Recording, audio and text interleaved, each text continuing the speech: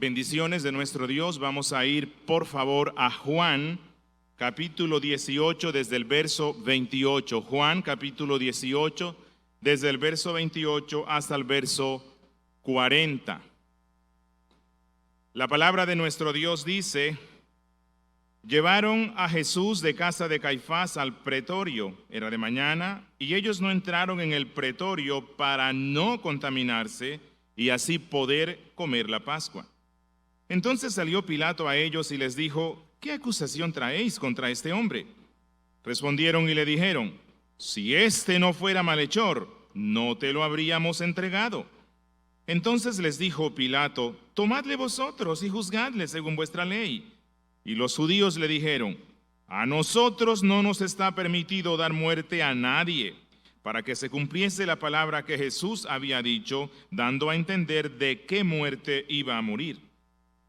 Entonces Pilato volvió a entrar en el pretorio y llamó a Jesús y le dijo: ¿eres tú el rey de los judíos? Jesús les respondió: ¿dices tú esto por ti mismo o te lo han dicho otros de mí? Pilato le respondió: ¿soy yo acaso judío? Tu nación y los principales sacerdotes te han entregado a mí. ¿Qué has hecho? Respondió Jesús: mi reino no es de este mundo. Si mi reino fuera de este mundo, mis servidores pelearían para que yo no fuera entregado a los judíos, pero mi reino no es de aquí. Le dijo entonces Pilato: ¿luego eres tú rey? Respondió Jesús: tú dices que yo soy rey. Yo para esto he nacido y para esto he venido al mundo, para dar testimonio a la verdad. Todo aquel que es de la verdad oye mi voz. Le dijo Pilato: ¿qué es la verdad? Y cuando hubo dicho esto, salió otra vez a los judíos y les dijo: yo no hallo en él ningún delito. Pero vosotros tenéis la costumbre de que os suelte uno en la Pascua. ¿Queréis pues que os suelte al rey de los judíos?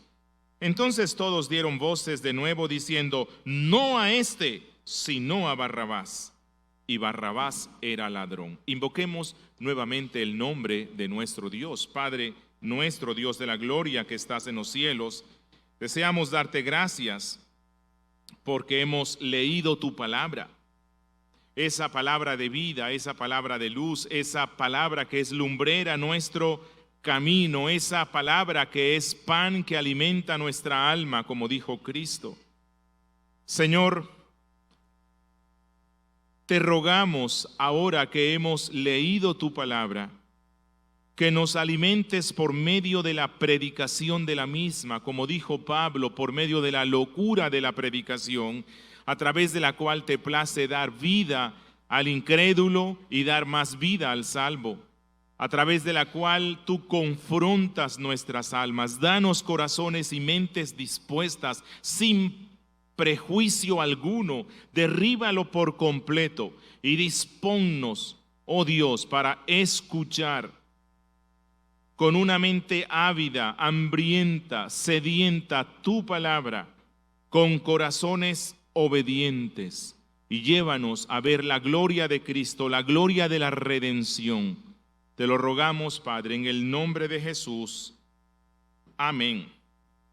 Bien, continuamos hoy acompañando al Maestro en ese peregrinaje por las tierras de Jerusalén, siendo llevado de un sitio a otro en un proceso que la Biblia nos muestra que fue injusto, en un proceso en el cual buscan condenarlo a la muerte en cruz debido a la envidia y los celos de los líderes religiosos. Acabamos de presenciar en Juan 18, desde el verso 15 hasta el verso 27, el juicio de Cristo ante Caifás, es decir, el juicio religioso. Y el dictamen final de este juicio religioso debe ser condenado a muerte. Pero ya hemos visto que fue un falso juicio.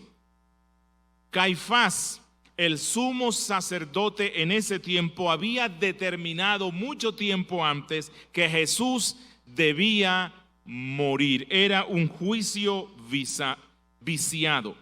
Ahora Juan nos lleva al estrado político, el juicio político.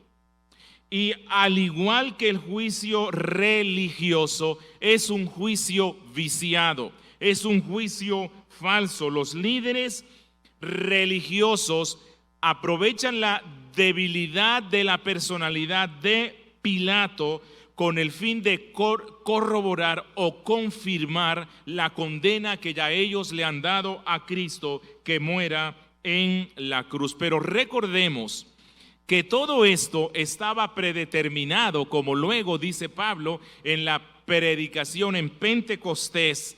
Todo esto ya estaba determinado en el predeterminado consejo de Dios, porque era necesario que el Cristo sufriera de parte de su pueblo, sufriera las injusticias de los hombres y fuera llevado a la cruz con el fin de dar salvación a su pueblo de sus pecados. Hoy quiero que nos enfoquemos esencialmente en tres aspectos que nos presenta Juan. Primero, los falsos escrúpulos de los enemigos de Cristo. Los falsos escrúpulos de los enemigos de Cristo ante todo este juicio político, el juicio ante Pilato.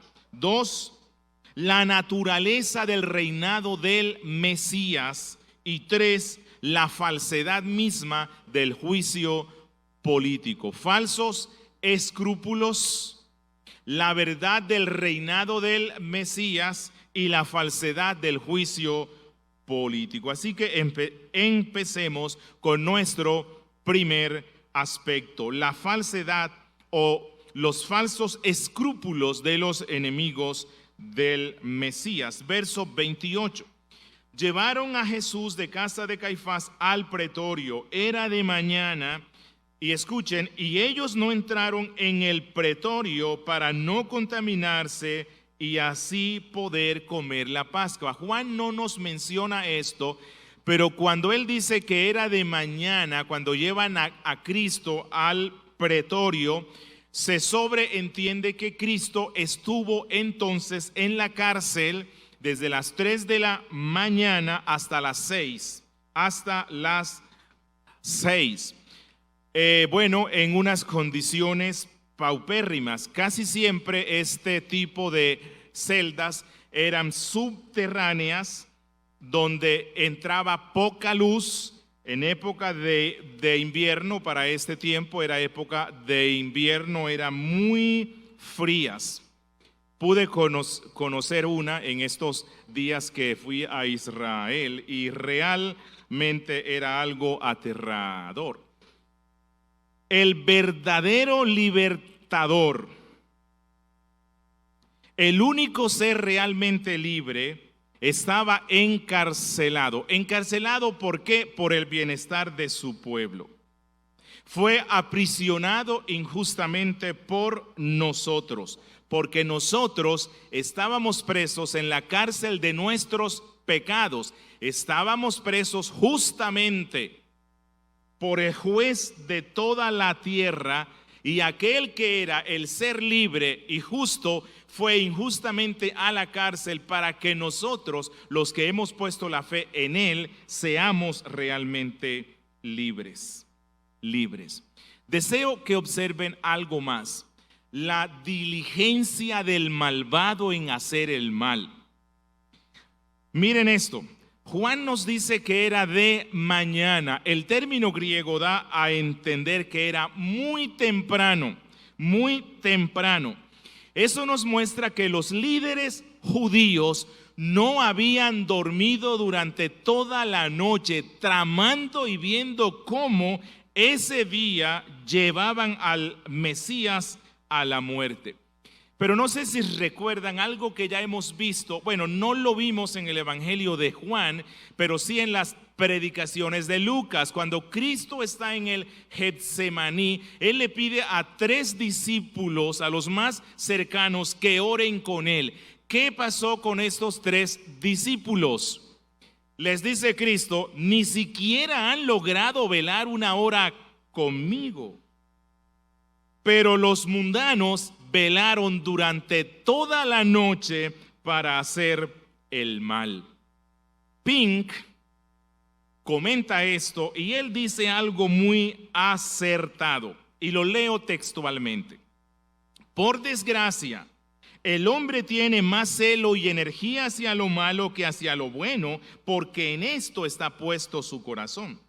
Las mismas personas que pueden escuchar sin cansarse una discusión política todo un mediodía, o que se pueden sentar durante 3 horas para ver una ópera, o en nuestro día para ver cine, se quejarán del predicador si demora 1 hora predicando la palabra de Dios.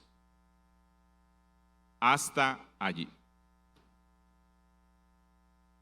La idea de estos líderes era hacer todo tan rápido porque ellos temían a las multitudes de peregrinos, especialmente los de Galilea.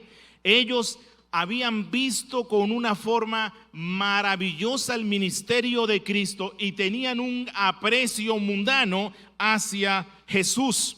Los líderes judíos temen que ellos se den cuenta de toda esta trama y de todo este proceso contra el Cristo, y entonces ellos bien temprano, cuando aún Jerusalén estaba dormida, van donde el líder romano para que confirme la decisión de llevarlo a la cruz. Además, nos dice Juan, el día siguiente, sábado, era día de reposo, un día muy especial porque se relacionaba con la fiesta de la Pascua y ellos necesitaban terminar esto el viernes.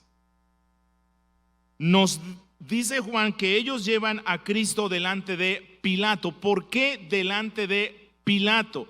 Recuerden, en el siglo I, el gran imperio del tiempo era Roma. Roma había conquistado todas las naciones que se encontraban al borde del Mediterráneo. Israel estaba bajo el imperio de Roma. Ellos no eran totalmente libres. Roma le había dado autorización al Sanedrín, que era algo así como el máximo órgano gubernamental judío, para que ellos procesaran, incluso para que dictaran sentencia, pero en el caso de la muerte únicamente era posible aplicarla por el imperio. Ellos van donde Pilato, porque él es el representante del imperio de Roma en Judea. Pilato no vivía en Jerusalén, él únicamente iba allá durante las fiestas. Recuerden que esto sucede durante la fiesta de la Pascua. Millones de judíos atestaban a Jerusalén y Roma necesitaba garantizar tranquilidad, que no se fuera a dar una revuelta.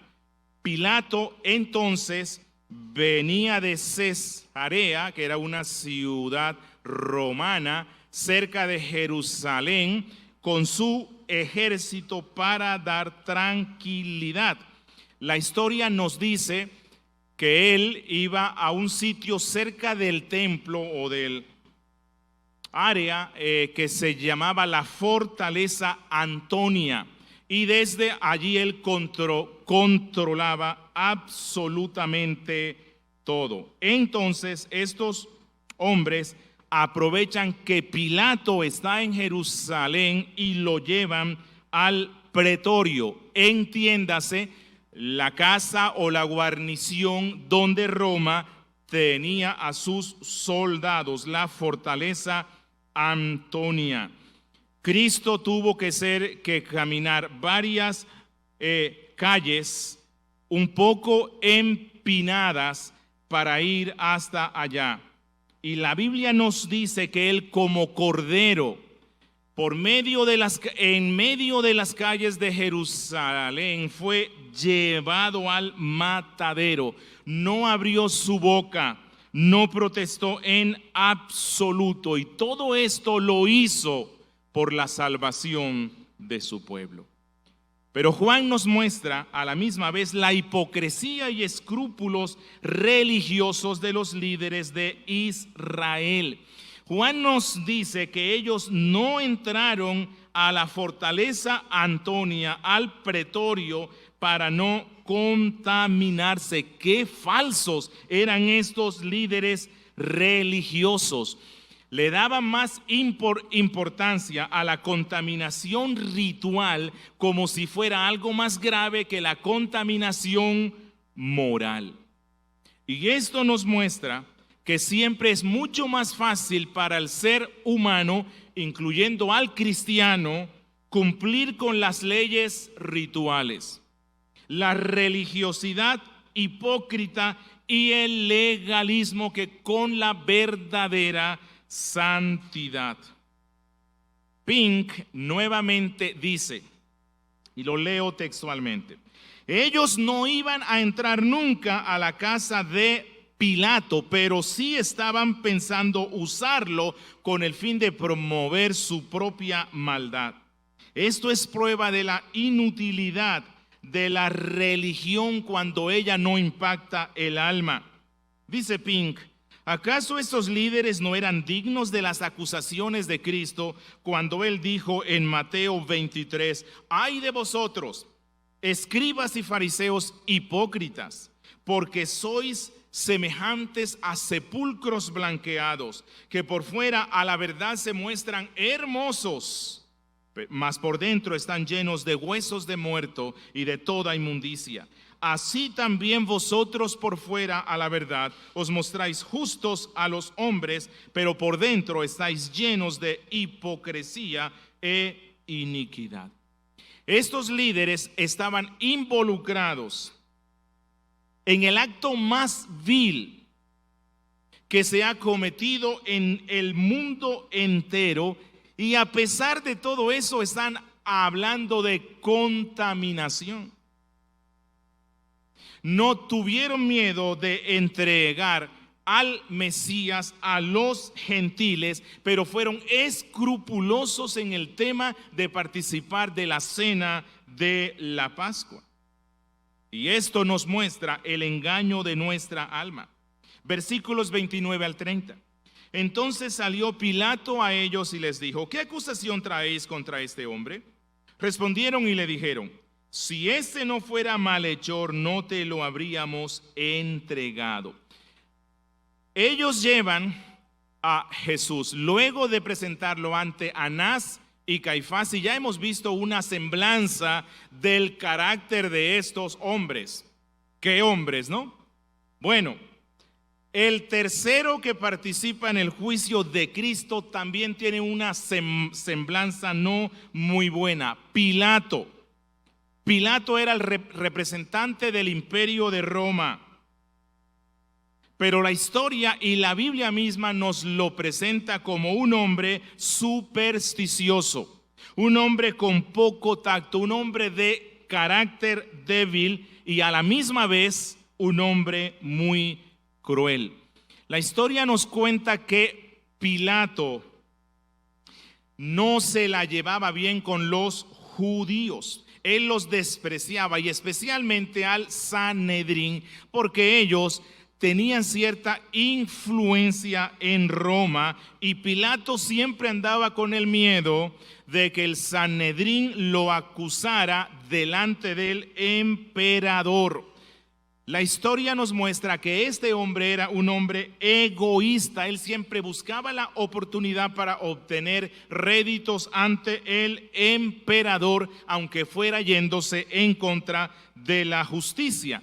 No obstante, cuando usted lee los evangelios, se encuentra que tímidamente Pilato intenta salvar a Cristo, salvarlo de los verdugos. Posiblemente no por Cristo, posiblemente por una actitud egoísta. Él deseaba fastidiar siempre a los miembros del Sanedrín. Si los miembros del Sanedrín decían blanco, él decía negro. Y como los miembros del Sanedrín son los que llevan a Cristo para que sea crucificado, él en su intento de fastidiarlos se va en contra de lo que ellos dicen.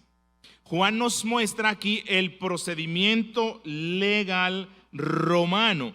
Cuando Pilato se entera de que los miembros del Sanedrín en el área del templo están a la puerta de la fortaleza Antonia y él sabe que ellos no van a entrar, entonces él sale al encuentro y les dice, bueno, ¿cuáles son las acusaciones que traen contra este hombre? Aquí él actuó de una forma justa, o al menos con base en lo que la ley romana decía. Si el Sanedrín traía una acusación contra Cristo, era necesario que la presentaran. La ley romana en estas situaciones necesitaba que se cumplieran tres cosas.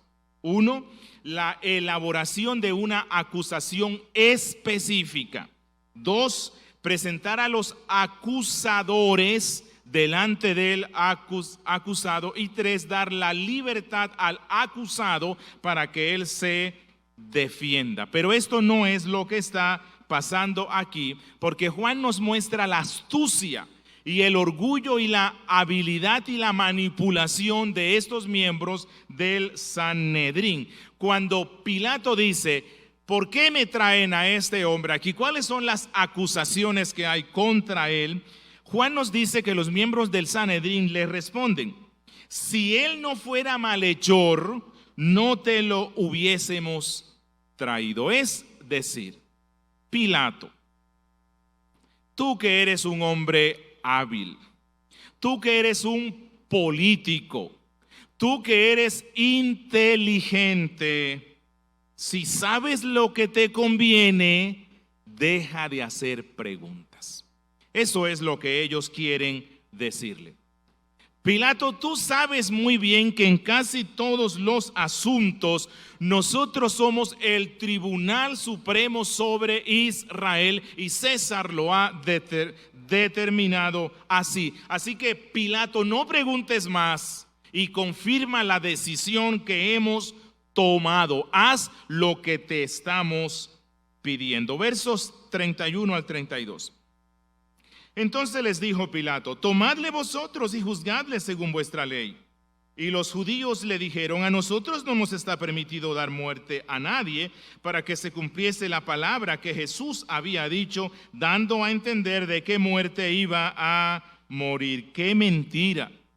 En el caso de Esteban, ellos le dieron muerte a Esteban sin consultarlo con Roma.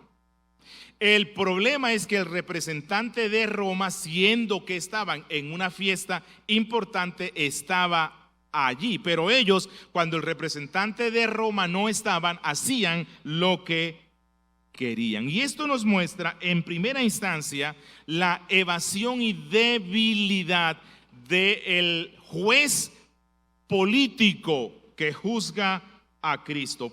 Pilato no logra comprender cuáles son las reales y malvadas intenciones que este Sanedrín tiene. Eso es por lo cual él les dice, mira, no me molesten por asuntos de vuestra ley, no me fastidien con este tema.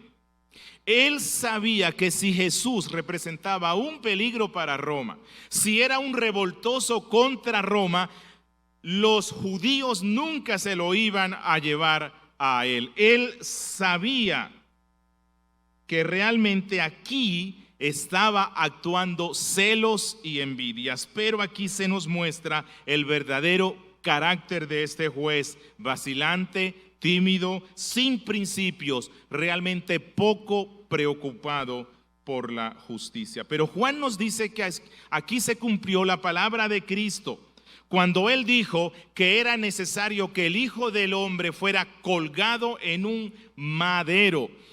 Si ellos hubiesen aplicado la pena capital sobre Cristo por sí mismos sin acudir a Roma, cómo hubiese sido la forma de la muerte de Cristo. ¿Cuál era la forma de aplicar la pena capital en Israel? Lapidándolo, piedras, y en Israel sí que hay muchas piedras.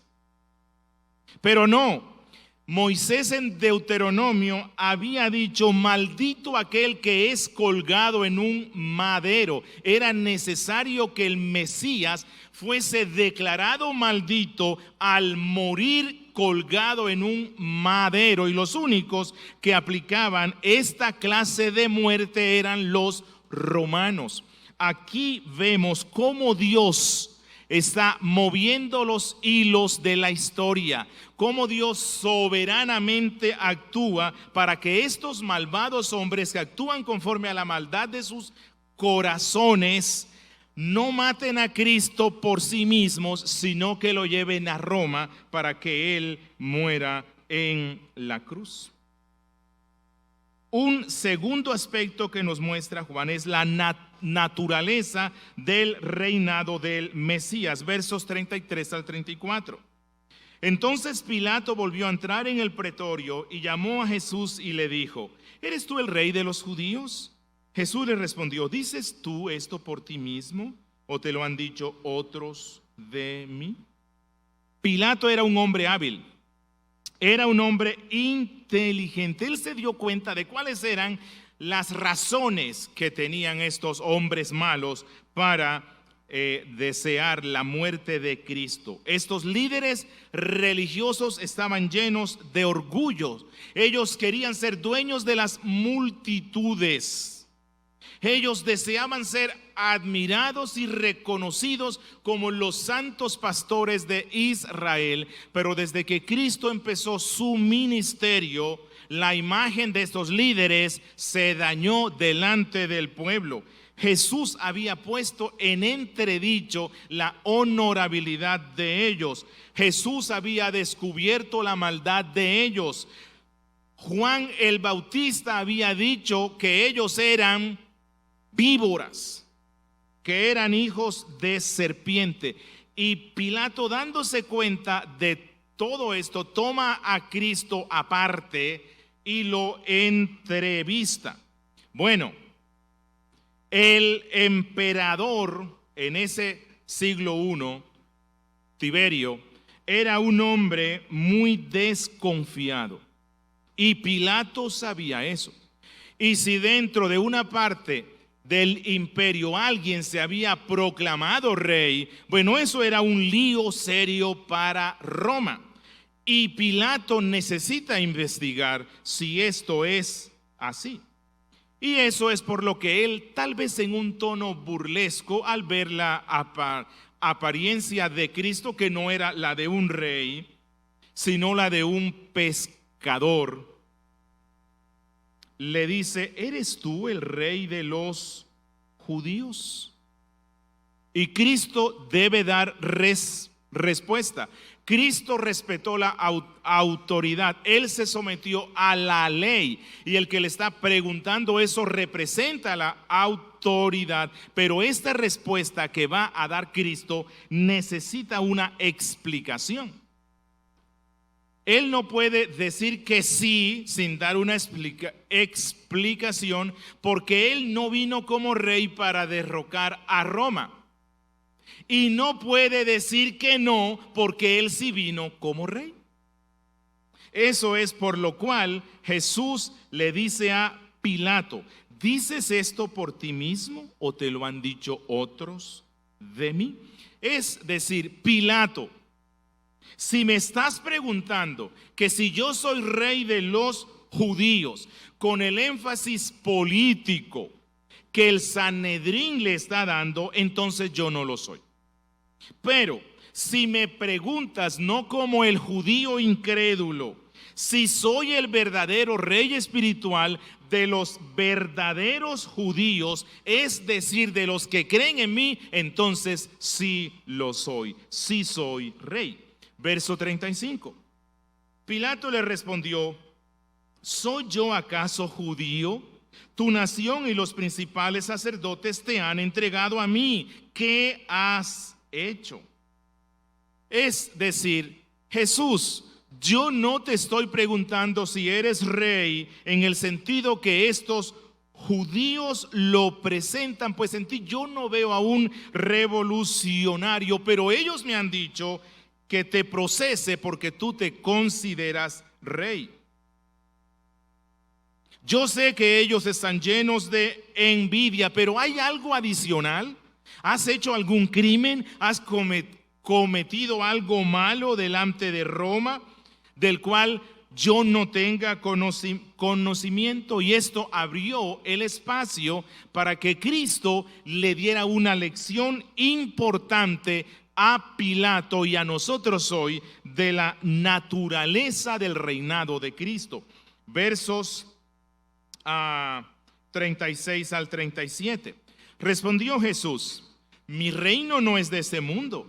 Si mi reino fuese de este mundo, mis servidores pelearían para que yo no fuera entregado a los judíos, pero mi reino no es de aquí. Le dijo entonces Pilato: ¿luego eres tu rey? Respondió Jesús: tú dices que yo soy rey. Yo para esto he nacido y para esto he venido al mundo, para dar testimonio a la verdad. Todo aquel que es de la verdad oye mi voz. Si observan aquí, Jesús no responde la pregunta de Pilato: ¿qué has hecho? ¿Qué más hiciste? Pero Cristo vuelve al asunto de su reino, sobre el carácter de su reino. Y Cristo afirma aquí tres verdades. Primero, él habla de mi reino, es decir, él afirma que él es rey. Él está respondiendo: yo soy rey, pero no en sentido político, sino espiritual, como luego dice en el 37. No se trata del reino de Dios sobre toda la creación, no se trata del reino de Cristo sobre toda la creación, sino del reinado de Cristo sobre los que creen en Él, del reinado espiritual de Cristo sobre el pueblo de Dios.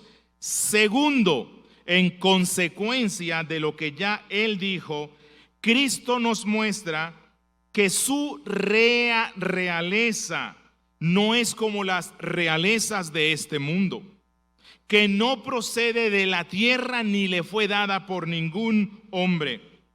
Por lo tanto, Jesús no usa los medios de los reyes de esta tierra para la extensión, el dominio o la defensa de su reino. Y esa es la razón por la cual Cristo no tiene soldados. Cristo no tiene un ejército de guerreros que andan con armas, no. Cristo tiene un ejército de predicadores que con el arma de la palabra de Dios van conquistando al mundo hasta que Cristo sea coronado rey de las naciones. Que Él conquistará a este mundo por medio de la predicación de la verdad. Que por medio de esta predicación se derribará el poder del diablo aplicado por el Espíritu Santo, derribando la incredulidad de los hombres y transformándolos en hombres nuevos, en hombres de paz, en hombres de luz, en hombres de santidad. Y esto nos muestra que el cristianismo es distinto al Islam. El Islam quiere conquistar al mundo por medio de las armas. Esto nos muestra que el cristianismo es distinto al resto de religiones. No queremos conquistar al mundo por medio de la persuasión filosófica o científica. No queremos conquistar al mundo por medio del poder económico, sino a través del poder transformador del Espíritu Santo por medio de la predicación del Evangelio. Tercero, Cristo nos muestra que su reinado se basa en la verdad y es solo sobre los que creen en la verdad. Cuando Cristo dice: tú dices que yo soy rey, esto no es una forma de evasión. Cristo lo que está diciéndoles: tú dices que yo soy rey y yo soy rey. Yo soy rey, no en el sentido que lo es el emperador. No, yo soy rey porque yo nací para esto. No llegué a ser rey por la muerte de un predecesor. No, No llegué a ser rey por una revolución que derrocó a un reinado. Llegué a ser rey porque yo vengo de otro reino, vengo del reino celestial. Yo soy rey porque nací para ser rey de un reino espiritual que busca la salvación del hombre y cuya centralidad de este reino es la verdad. Por lo tanto, todo aquel que escucha la verdad del cielo que yo estoy predicando y oye mi voz y viene a mí en fe, está debajo como súbdito de este reino. Y realmente Cristo aquí está predicándole a Pilato. Cristo está haciéndole una cordial invitación a Pilato y a todos los que le escuchaban para que conocieran la verdad de Cristo, la doctrina de Cristo. Pilato estaba delante de la luz de toda la tierra, del juez, del rey que vino a dar salvación. Por eso cantábamos: Pilato, ¿qué harás tú con Cristo? ¿Qué harán los que escuchaban a Cristo con él? ¿Vendrán a la verdad o seguirán en el reino de la mentira? Es imposible permanecer neutral delante de él. Y tercero, y de una forma breve, la falsedad del juicio político. Verso 38. Le dijo Pilato: ¿qué es la verdad? Y cuando hubo dicho esto, salió otra vez a los judíos y les dijo: yo no hallo en él ningún delito. El dictamen del juicio político es inocente. Bueno, el tema del reinado espiritual de Cristo basado en la verdad no despertó ningún interés en el escéptico y supersticioso Pilato. Esa es la razón por la cual él responde, posiblemente con cinismo y tal vez recordando a la filosofía griega, ¿qué es la verdad? Sin percatarse de que la respuesta estaba delante de sus ojos. Esa es la razón por la cual Juan nos dice que él sale inmediatamente y no espera la respuesta. Jesús ya había dicho y no tenía dificultad en decirle a Pilato: yo soy el camino, la verdad y la vida. Pero él no esperó, sino que sale para encontrarse con los líderes y les dice: yo no encuentro ningún crimen en él. No hay razón para que Roma apruebe la crucifixión. Posiblemente Pilato solo pudo ver en él a un hombre que elucubraba sobre asuntos espirituales, pero que no representaba ningún riesgo para Roma ni para su puesto, ¿no? Porque eso era lo que más le importaba a él. Ese era el momento preciso para que Pilato dejara en libertad a Cristo, cuando él dijo: no hallo delito en él. Según las leyes de Roma, él es inocente. Pero Pilato no era un hombre que estaba dispuesto a servir a la justicia. Eso es por lo que se nos dice en los versos 39 y 40. Pero vosotros tenéis la costumbre de que os suelte uno en la Pascua. ¿Queréis pues que os suelte al rey de los judíos? Entonces todos dieron voces de nuevo diciendo: no a este, sino a Barrabás. Y Barrabás era ladrón. Esto nos muestra nuevamente la debilidad y la injusticia de Pilato. Juan nos dice que esto era una costumbre en la fiesta de la Pascua. ¿Qué se celebraba en la fiesta de la Pascua? La liberación de Israel de la esclavitud egipcia. Así que es posible que rememorando esto se diera la liberación de alguien que estuviese en la cárcel durante la Pascua. El objetivo del débil Pilato es encontrar una forma de deshacerse de este entuerto que él no quiere solucionar. Él busca el camino más sencillo. Esto me está dando dolor de cabeza, no quiero tener inconveniente, así que le voy a pedir al pueblo, ya que los líderes quieren que crucifique a Cristo, le voy a pedir al pueblo que tome la decisión. Eso no lo hace la justicia. La justicia se basa en la verdad, en las pruebas. Aquí no hay nada. Y esa es la razón por la cual él trae a estos dos candidatos. Imagínense la aflicción de Cristo. Pilato declara que es inocente y luego lo presenta como si fuera un criminal. Cuando él dice, ¿a quién desea que os suelte? Lo que él está diciendo es, bueno, Jesús ya ha sido condenado, es un criminal. Y lo pone al lado de Barrabás, sedicioso, ladrón y asesino. Compara a Cristo con este hombre. Esa fue la injusticia del reino político contra Jesús. Y el truco le sale mal, porque algo muy serio lo mezcló con burla.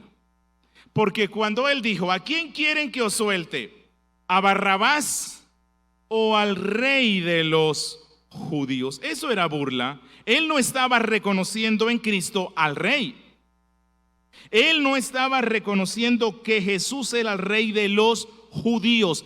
Dentro de algo muy serio, metió la broma, el chiste, y eso le salió mal. Es como si les dijera, luego de tantos siglos, por fin los judíos dan a luz a un rey y lo quieren crucificar. Y los sacerdotes no desaprovecharon la oportunidad para instigar a la multitud. Y probablemente ellos dicen, vea, este es el líder de Roma, este es el líder del imperio que está aquí, burlesco. Si ustedes aprueban a Barrabás, están yéndose en pro del imperio. Bueno, si aprueban que Cristo sea condenado, ustedes están yéndose a favor del pueblo, de nosotros. Si aprueban que Barrabás sea liberado, entonces ustedes están identificándose con el imperio. Y esta multitud que unos días antes, en el domingo de Ramos, unos 5 días antes, habían aclamado hosannas al Cristo, ahora piden la liberación del homicida y la muerte del Salvador. Y esto nos muestra que siempre los pueblos prefieren el gobierno de los malvados, ladrones y engañadores, que el gobierno y el imperio de la verdad y la justicia. Y las cosas no han cambiado en absoluto, especialmente en el campo espiritual. El mundo hoy día prefiere el gobierno de Barrabás sobre sus almas, el gobierno del mundo, el gobierno de la oscuridad, el gobierno del diablo, que el gobierno del evangelio, de la verdad de Cristo. Deseo terminar con unas aplicaciones. Hermano, cuidemos nuestros corazones de la hipocresía religiosa. Cuidémonos de centrarnos en los meros formalismos triviales, mientras descuidamos la verdadera santidad. Tenemos la tendencia a excedernos en el celo por un aspecto en el que somos relativamente fuertes, mientras estamos cayendo en otros pecados graves. Pero ese mismo celo es nuestra condena. Oremos para que el Señor ilumine nuestras mentes, nuestras conciencias, y nos libre de un cristianismo sesgado y desfigurado por el mero ritualismo o formalismo. Hermano, Hermana, tenemos un rey espiritual, quien tiene el imperio de la verdad sobre nuestros corazones. Este no es un reino de este mundo, por lo tanto sus súbditos tampoco son de este mundo. Vivamos de acuerdo a estos principios y realidades de este reino de luz, de este reino espiritual. La Biblia nos dice que fuimos sacados del reino de la oscuridad, del reino del pecado, para andar en el reino de la luz, en el reino de la verdad, en el reino de la santidad. Hermano, gocémonos en esta verdad y reconozcamos todos los días el señorío y el reinado de Cristo sobre nuestras vidas, andando a la luz de sus preceptos. Amigo, muchas veces tú has dicho que has sido víctima de falsos juicios, de acciones injustas de parte de otros. Y te has preguntado, ¿por qué Dios permite esto? Yo que soy tan bueno. Bueno, puede que tú no digas que eres muy bueno, tú sabes que no lo eres. Pero amigo, tú no eres perfecto. Pero Jesús, el perfecto, quien nunca pecó, realmente fue tratado con injusticia y crueldad. Y todo esto con el fin de salvar a todo aquel que procede al arrepentimiento. Amigo, cree en Jesús y el verdadero juez que te puede condenar porque tú has sido malo, nunca te condenará, porque aquel que nunca hizo maldad fue condenado a morir en una cruz para que tú y yo, que sí somos culpables, si creemos en Él, jamás seamos condenados. Demos gracias al Señor. Bendito Dios, Padre nuestro que estás en los cielos, te damos gracias por tu infinito amor y tu grande misericordia. Gracias por este evangelio glorioso en el cual, Señor, tú transfieres nuestra maldad a la cruz y la justicia de Cristo la transfieres a nuestras vidas. Gracias por este trueque en el cual tú asumiste todo nuestro mal y nosotros que merecíamos el mal, nos has dado la vida, la paz, la reconciliación y el gozo. Yo te ruego, oh Dios, que confirmes esta palabra en nuestras vidas y nos lleves a amar más y más a Cristo.